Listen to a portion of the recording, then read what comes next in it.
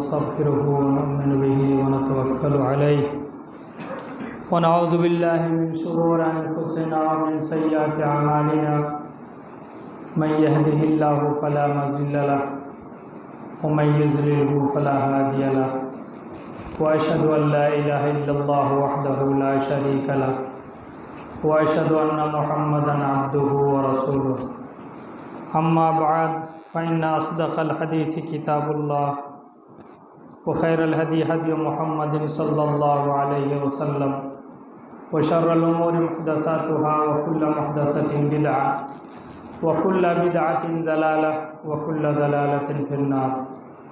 أما بعد فأعوذ بالله من الشيطان الرجيم.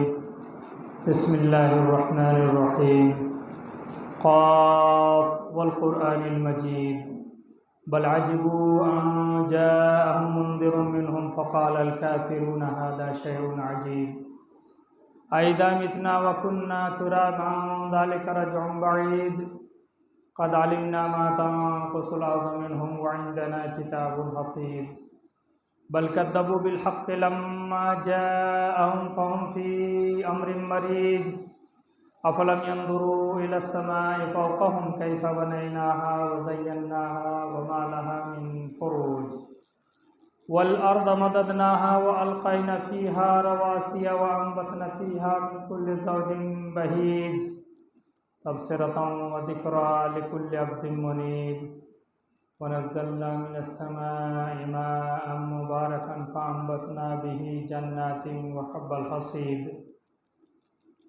والنخل باسقات لها طلع نضيد رزقا للعباد وأحيينا به بلدة ميتا كذلك الخروج كذبت قبلهم قوم نوح وأصحاب الرس وثمود وعاد وفرعون وإخوان لوط وأصحاب الأيكة وقوم تبع كل كذب الرسل فحق وعيد أفعينا بالخلق الأول بل هم في لبس من خلق جديد. بارك الله لنا ولكم في القرآن العظيم ونفعنا وإياكم بالآيات وذكر الحكيم إنه تعالى جواد كريم ملك رؤوف رحيم.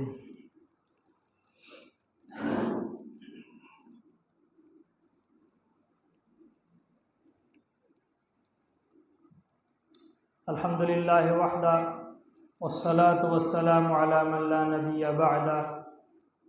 أما بعد فأعوذ بالله من الشيطان الرجيم. بسم الله الرحمن الرحيم. يا أيها الذين آمنوا أطيعوا الله وأطيعوا الرسول وأولي الأمر منكم فإن تنازعتم في شيء فردوه إلى الله والرسول إن كنتم تؤمنون بالله واليوم الآخر ذلك خير وأحسن تأويلا. وقال في موضع آخر فوالله لا يؤمنون حتى يحكمونا فيما شجر بينهم ثم لا يجدوا في أنفسهم حرجا مما قضيت ويسلموا تسليما.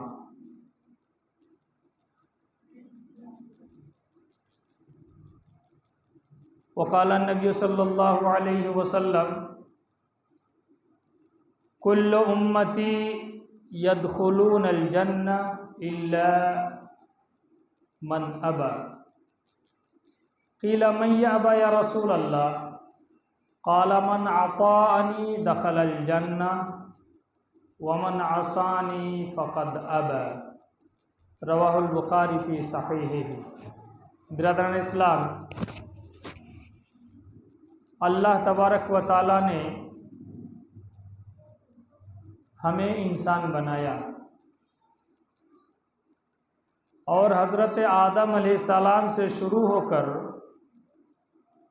قیامت تک انسانوں کی رشد و ہدایت کے لیے موقع مواقع اللہ تبارک و تعالیٰ نے انبیاء اور رسولوں کو بھیجا، اور اس سلسلے کی آخری کڑی محمد رسول صلی اللہ علیہ وسلم ہیں، جن کے بعد اور کوئی نبی آنے والا نہیں ہے، جبکہ نبی کریم صلی اللہ علیہ وسلم نے یہ فرما دیا ہے بعثت انا والساعة کہاتین، بعثت انا والساعة کہاتین، دونوں انگلی کو ملا کر آپ نے بتا دیا کہ میں بھیجا گیا ہوں اور میرے فوراً بعد قیامت کا منظر آنے والا ہے، یعنی میرے اور قیامت کے درمیان اور کوئی نبی آنے والا نہیں۔ اس کا مطلب یہی ہوا کہ نبیوں کے آنے کا سلسلہ بند ہو چکا ہے، اور انما العلماء ورثۃ الانبیاء، نبی صلی اللہ علیہ وسلم نے فرما دیا ہے کہ علماء انبیاء کے وارث ہیں، انبیائی مشن کو یہی لوگ آگے بڑھائیں گے اور نبی کریم صلی اللہ علیہ وسلم کی لائی ہوئی شریعت کو امت تک پہنچائیں گے۔ اور جس دن یہ لوگ اپنی زبان سے بولنا بند کر دیں گے، جس دن یہ علماء خاموش ہو جائیں گے، منبر و محراب پر غیر عالم لوگوں کا قبضہ ہو جائے گا، اور جب غیر عالم لوگوں کا قبضہ ہو جائے گا تو پھر قیامت آ جائے گی۔ نبی کریم صلی اللہ علیہ وسلم سے کسی نے پوچھا کہ قیامت کب آئے گی، تو نبی کریم صلی اللہ علیہ وسلم نے جواب دیا، اذا اسد الامر الى غیر اہلہ فانتظروا الساعۃ، جب معاملہ کو نااہل کے حوالے کر دیا جائے، یعنی ذمہ داری، کسی طرح کی بھی ذمہ داری دین سے متعلق ہو، سماج سے متعلق ہو، وہ ذمہ داری اگر نالائق کے حوالے کر دیا جائے تو اس وقت قیامت ہی کا منظر دکھائی دے گا۔ تو یہ علماء کرام جب خاموش ہو جائیں گے تو پھر سماج میں برائیاں پیدا ہونا، سماجی ذمہ داریوں پر نالائق لوگوں کا آنا، یہ یقینی ہو جائے گا، اور پھر انہی علماء کو جو سب سے زیادہ اللہ سے ڈرتے ہیں، انما یخشی اللہ من عبادہ العلماء، اللہ تبارک و تعالیٰ نے فرمایا کہ یقیناً اللہ سے ڈرنے والے سب سے زیادہ علماء کرام ہیں، اور یہ علماء کرام ڈرتے ہوئے، اللہ سے ڈرتے ہوئے بھی اگر اللہ کا خوف، اللہ کی خشیت ان کے دلوں میں نہ رہ جائے اور وہ اپنی منمانی کرنے لگیں، شریعت کو جس طرح سے چاہیں لوگوں کے سامنے پیش کرنے لگیں، کلام اللہ اور سنت رسول اللہ کی پاسداری نہ کریں، جو اللہ کے رسول صلی اللہ علیہ وسلم نے گارنٹی دی تھی،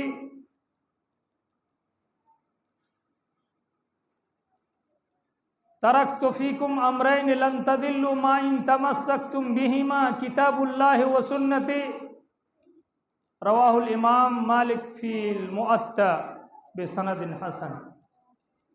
کہا کہ ہم تمہارے درمیان دو چیزیں چھوڑے جا رہا ہوں، جب تک دو چیزوں کو مضبوطی کے ساتھ تھامے رہو گے تو تم گمراہ نہیں ہو سکتے، تم راہ راست سے بھٹک نہیں سکتے، صراط مستقیم سے ہٹ نہیں سکتے۔ تو اس سے یہ پتہ چلتا ہے کہ صراط مستقیم پر باقی رہنے کے لیے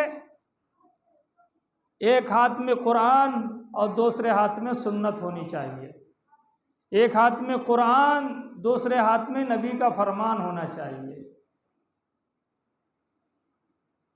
لہذا اگر کتاب اللہ اور سنت رسول کے شاہراہ سے کوئی بھی آدمی بھٹک جائے، اور جس شاہراہ پر اللہ تبارک و تعالیٰ کے پیارے رسول نے کیا کہا تھا ترکتکم علی محجۃ بیضاء لیلھا کنہارھا لا یزیغ عنہا الا کان من الحالکین۔ تمہیں اے صحابہ کرام کی جماعت، تم کو ہم نے ایک ایسے صاف ستھرے میدان میں چھوڑا ہے جس کی رات بھی دن کی طرح سے روشن ہے۔ یعنی شریعت کا ہر معاملہ، شریعت کا ہر مسئلہ، شریعت کا ہر میٹر بالکل واضح ہے۔ حلال کیا ہے، حرام کیا ہے، جائز کیا ہے، ناجائز کیا ہے، سنت کیا ہے، بدعت کیا ہے، سارا معاملہ واضح ہے، کلیئر ہے۔ واجب کیا ہے، فرض کیا ہے، سب واضح ہے، کلیئر ہے۔ اور اس سے وہی بہک سکتا ہے، بھٹک سکتا ہے جس کے مقدر میں اللہ نے ہلاکت لکھ دی۔ لہذا دوستو، میں نے آپ کے سامنے سورہ نساء کی آیت پڑھی ہے، یا ایھا الذین آمنوا، اے ایمان والو۔ ایمان والوں کو خطاب کیا اللہ تبارک و تعالیٰ نے، ایمان والوں کو صحیح راستے پہ چلنے کے لیے کہا، ایمان والوں کو اطاعت الہی اور اطاعت رسول کا حکم دیا۔ اطیعوا اللہ و اطیعوا الرسول، تم اللہ کی اطاعت کرو اور رسول اللہ صلی اللہ علیہ وسلم کی اطاعت کرو۔ اور رسول اللہ صلی اللہ علیہ وسلم کی اطاعت کیا ہے؟ دوسری جگہ فرمایا، ان کنتم تحبون اللہ فاتبعونی یحببکم اللہ۔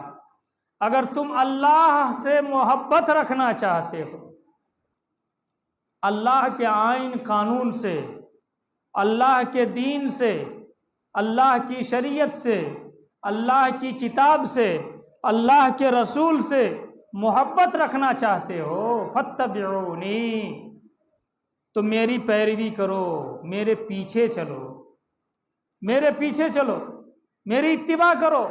نبی کریم صلی اللہ علیہ وسلم نے فرمایا، کی طرف اشارہ ہے، فاتبعونی، تم میری اتباع کرو۔ اس کا لازمی نتیجہ کیا ہے؟ اتباع رسول، اطاعت رسول کا لازمی نتیجہ، یغفر لکم ذنوبکم، تمہارے گناہوں کو وہ بخش دے گا۔ سبحان اللہ۔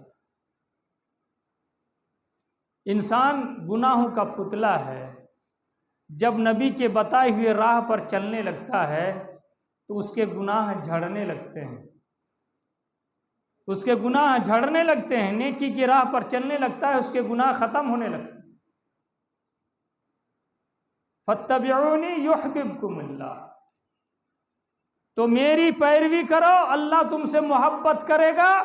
وَيَغْفِرْ لَكُمْ ذُنُوبَكُمْ،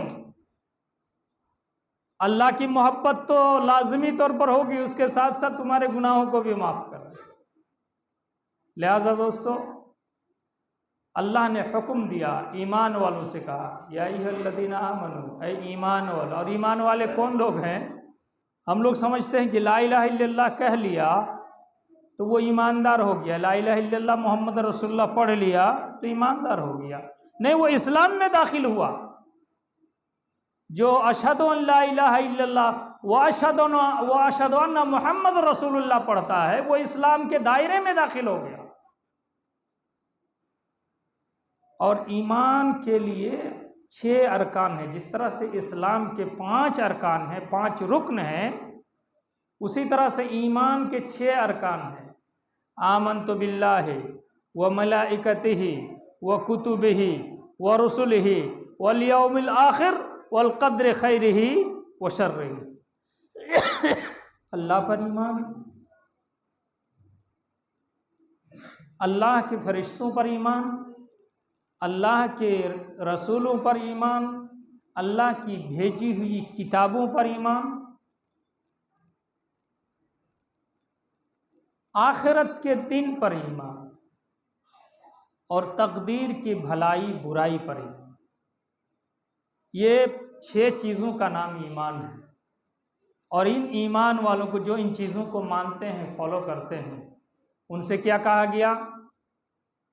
یا ایھا الذین آمنوا اطیعوا اللہ واطیعوا الرسول، تم اللہ کی اطاعت کرو اور رسول کی اطاعت کرو، یعنی اللہ کا قرآن جو اللہ کا فرمان ہے، فرشتے کے ذریعے سے، جبرائیل کے ذریعے سے نبی تک 23 سال کی مدت میں پہنچایا گیا ہے، وہ کھلی کتاب،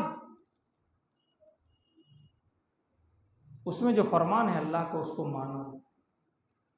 وَأَطِيعُوا الرَّسُولَ، رسول صلی اللہ علیہ وسلم کی اطاعت کرو۔ 23 سال کی مدت میں نبی کریم صلی اللہ علیہ وسلم نے جو شریعت کو لوگوں کو دیا، سمجھایا، اور کس طرح سے سمجھایا، کس طرح سے عمل کرنے کے لیے کہا، خود عمل کر کے دکھایا۔ اما عائشہ رضی اللہ تعالی عنہ بیان کرتی ہیں کہ دنیا میں کوئی ایسی نیکی نہیں ہے جس کے بارے میں نبی کریم صلی اللہ علیہ وسلم نے بتا نہ دیا ہو، دنیا میں کوئی ایسا گناہ نہیں ہے جس سے نبی کریم صلی اللہ علیہ وسلم نے روکا نہ ہو۔ تمام نیکی اور تمام برائی، ہر چیز کو بتا دیا۔ جب ہر چیز کو بتا دیا اور مزید فرمایا حضرت عائشہ نے کہ اللہ کے رسول صلی اللہ علیہ وسلم، کوئی یہ سمجھے کہ اللہ کے رسول صلی اللہ علیہ وسلم نے شریعت میں سے کچھ بھی چھپا کے رکھ لیا، بیان نہیں کیا،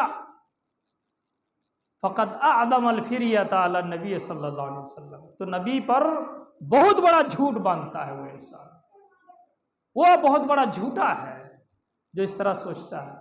لہٰذا نبی نے کچھ چھپایا بھی نہیں، 23 سال کی مدت میں سب کچھ بتا دیا، تو اللہ اور اس کے رسول کی اطاعت کرے۔ وَأُولِي الْأَمْرِ مِنْكُمْ، اور آپ میں سے جو با اختیار ہیں، جو با اختیار ہیں، عمرا طبقہ ہیں، جو خلفاء طبقہ ہیں، جو علماء ہیں، ان کی باتوں کو مانو۔ اب ان کی باتیں تیسرے نمبر پر آ رہی ہیں، علماء کی باتیں تیسرے نمبر پر آ رہی ہیں۔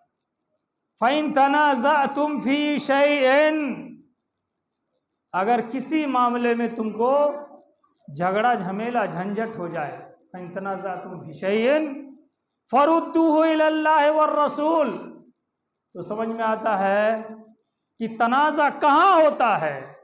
علماء کی بات ماننے میں۔ علماء جو تشریحات بیان کرتے ہیں، جو توضیحات بیان کرتے ہیں، شریعت کا معنی و مفہوم جو بیان کرتے ہیں، تو معنی مفہوم بیان کرنے میں اختلاف ہوتا ہے، کوئی اپنی طرف کھینچتا ہے، کوئی اپنی طرف کھینچتا ہے، تو یہ علماء بیان کرنے میں اختلاف کرتے ہیں آپس میں۔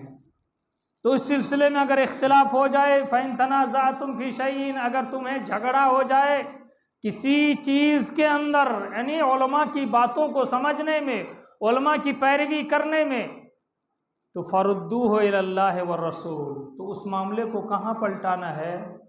اللہ اور اس کے رسول کی عدالت میں پلٹانا ہے۔ اللہ اور اس کے رسول صلی اللہ علیہ وسلم نے کیا کہا ہے اس مسئلے میں؟ عبادت کا معاملہ ہے، خاموشی بھی اختیار کی ہے، آپ کو خاموش ہو جانا ہے۔ اور اسی تعلق سے یہ مہینہ جو گزر رہا ہے دوستو، یہ شعبان کا مہینہ ہے، اور یہ شعبان کا مہینہ 15ویں شعبان کو لوگ دن میں روزہ رکھتے ہیں اور رات کو پوری رات صلاۃ الفیہ 1000 رکعت والی نماز پڑھتے ہیں۔ کہاں سے آئی؟ کس نے کہہ دیا؟ کس نے بتا دیا؟ کس نے سکھا دیا؟ یہ کہاں سے یہ حدیث آ گئی؟ ایک حدیث موضوع من گڑت حدیث آ رہی ہے جو حضرت علی کی طرف منسوب کیا جاتا ہے، اس میں کہا گیا کہ اذا اتا نصف شعبان فقوموا لیلہا وصوموا نہارہا، جو موضوع من گڑت ہے، علماء محدثین نے اس حدیث کو من گڑت کہا، گڑھی ہوئی چیز ہے، نبی صلی اللہ علیہ وسلم سے کوئی لینا دینا نہیں، کوئی لینا دینا نہیں اس سے۔ کہا کہ جب رات 15ویں شعبان کی رات آ جائے تو تم لوگ رات بھر نماز پڑھو، قیام کرو اور دن میں روزہ رکھو۔ اللہ اکبر، کہاں کا مسئلہ کہاں لا کر سیٹ کرتے ہیں۔ اس 15ویں شعبان کے سلسلے میں روزہ رکھنا اس دن متعین کر کے کسی حدیث سے ثابت نہیں۔ اللہ کے رسول صلی اللہ علیہ وسلم رمضان کے بعد سب سے زیادہ روزہ جس مہینے میں رکھتے تھے وہ شعبان کا مہینہ ہے، ابن ماجہ کی روایت میں نبی صلی اللہ علیہ وسلم سے پوچھا گیا کہ نبی کریم صلی اللہ علیہ وسلم آپ اس مہینے میں سب سے زیادہ روزہ رکھتے ہیں تو کس لیے، آخر سبب کیا ہے؟ نبی صلی اللہ علیہ وسلم نے فرمایا کہ اس مہینے میں سال بھر کے اعمال اللہ کے نزدیک پیش کیے جاتے ہیں، اور میں بہتر سمجھتا ہوں کہ میرے اعمال بھی پیش کیے جائیں اللہ کے حضور، اور میں حالت روزہ میں رہوں، حالت صیام میں رہوں۔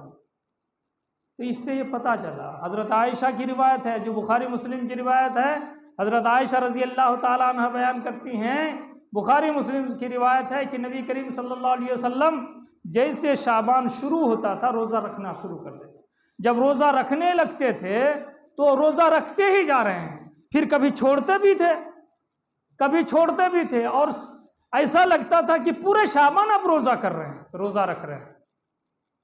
تو یہاں حضرت عائشہ کی روایت کے مطابق، یہاں دوسری روایت جو ابن ماجہ کی روایت ہے اس کے مطابق پتہ نہیں چلتا صحیح روایتوں کے مطابق کہ 15ویں شعبان کو کہیں روزہ رکھنے کی بات ہے، اور جو 15ویں شعبان کو روزہ رکھنے کی بات ہے وہ موضوع و من گڑت روایت ہے، اس سے امت کو کچھ لینا دینا نہیں ہونا چاہیے۔ جیسے اختلاف ہوا، کچھ عالم بولے کہ نہیں کر سکتے ہیں، کچھ عالم بولے کہ نہیں کر سکتے ہیں، تو ڈھونڈیے، پیچھے مڑ کر دیکھیے اللہ اور اس کے رسول صلی اللہ علیہ وسلم نے صحیح اور سچی بات کیا کہی ہے اس سلسلے میں، تو اختلاف ختم ہو جائے گا۔ فردوہ الی اللہ والرسول، تو اللہ اور اس کے رسول کی اطاعت میں پلٹا دو۔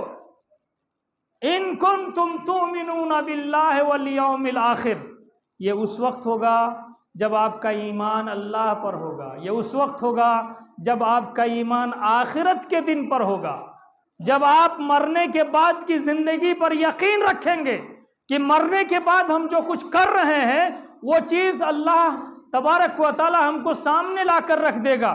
اس دن اللہ تبارک و تعالی کے فرمان کے مطابق انسان کیا کہے گا؟ ما لہذا الکتاب لا یغادر صغیرۃ ولا کبیرۃ الا احصاها، یہ کون سی کتاب ہے؟ اعمال نامہ جب آپ کے سامنے رکھا جائے گا تو آپ کہیں گے کہ یہ کون سی کتاب ہے؟ لا یغادر صغیرۃ ولا کبیرۃ الا احصاها، ہاں، چھوٹا بھی کام کیا ہے، بڑا بھی کام کیا ہے، سب نوٹ ہو کر سامنے آ گیا ہے، سب آپ کے سامنے آ جائے گا۔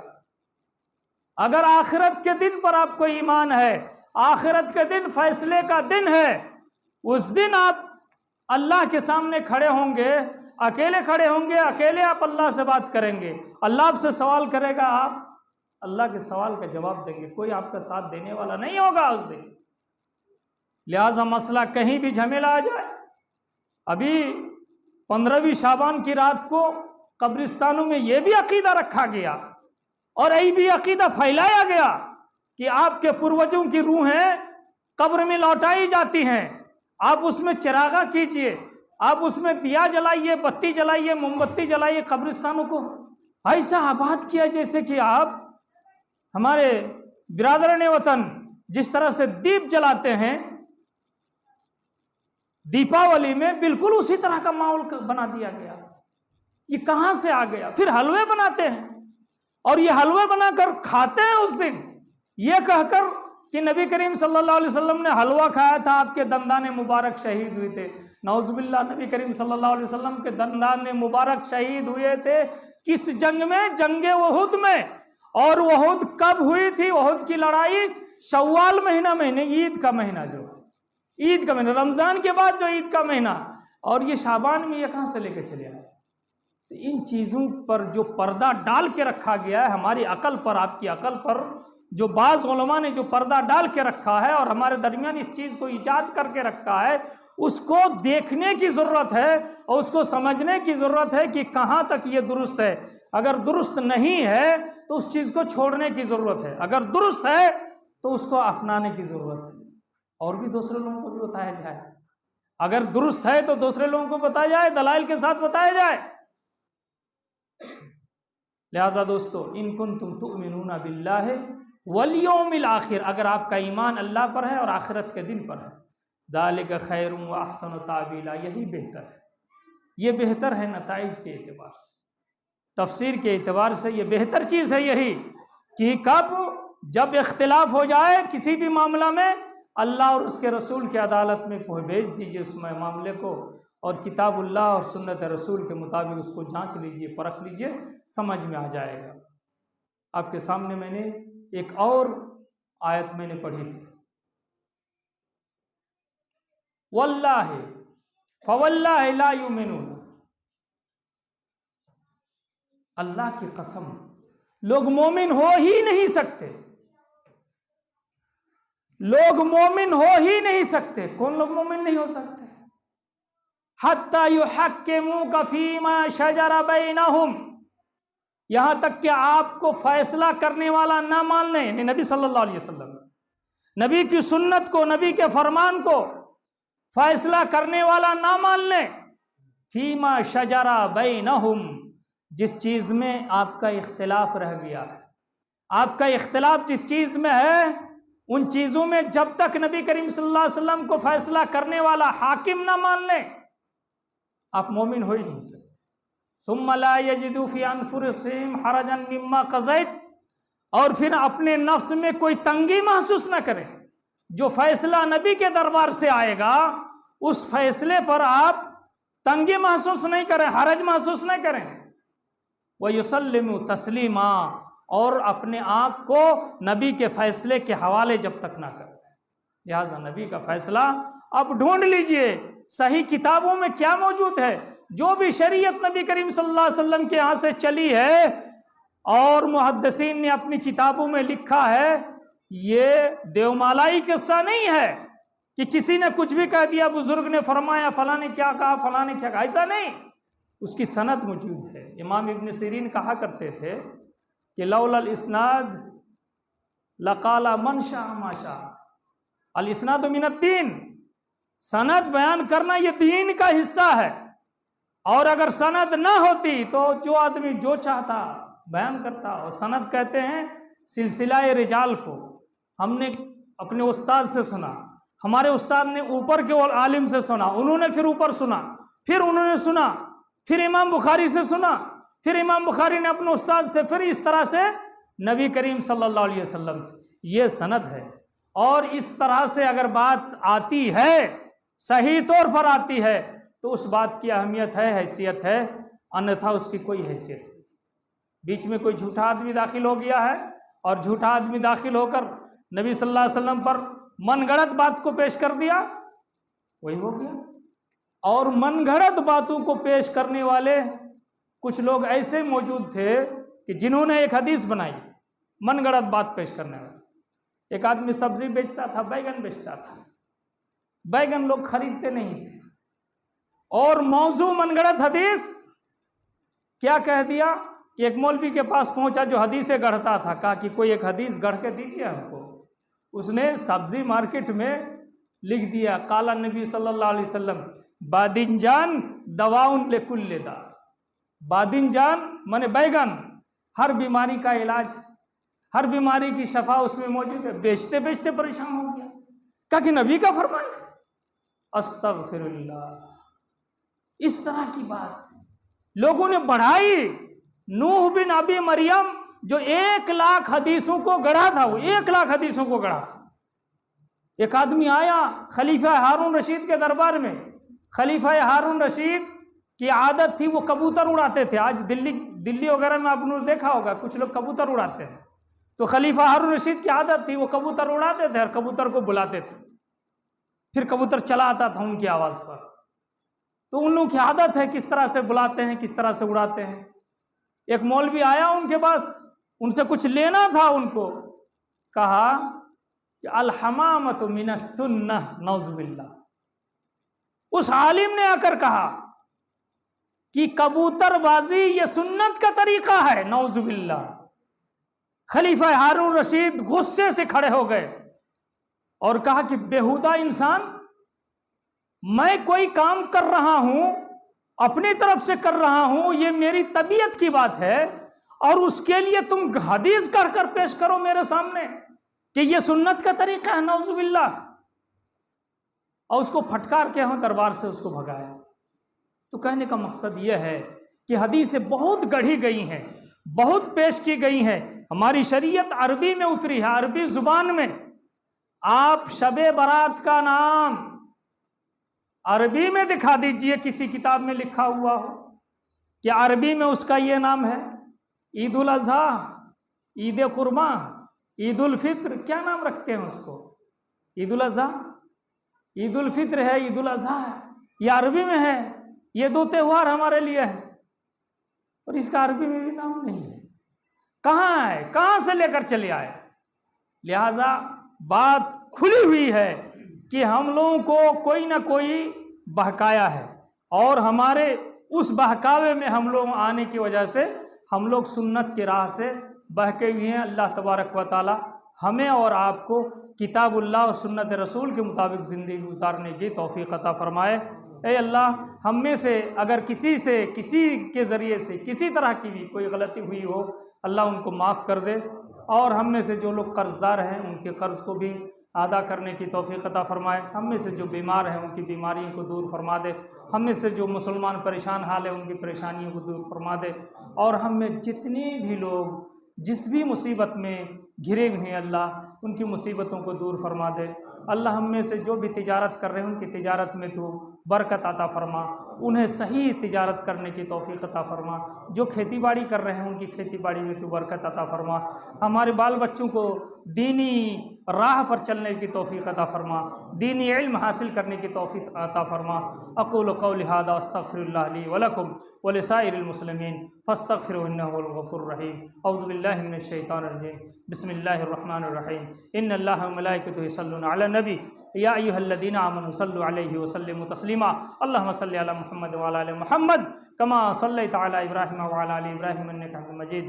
اللہم بارک علی محمد وعلی آل محمد کما بارکت علی ابراہیم وعلی آل ابراہیم انک حمید مجید۔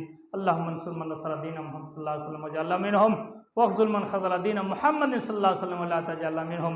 عباد اللہ رحمنی رحمکم اللہ، ان اللہ یأمر بالعدل والإحسان وإیتاء ذی القربى وینہی عن الفحشاء والمنکر والبغی یعظکم لعلکم تذکرون۔ اذکروا اللہ یذکرکم وادعوہ یستجب لکم ولذکر اللہ تعالی وعلا وجل ہم اکبر واللہ یعلم ما تصنعون۔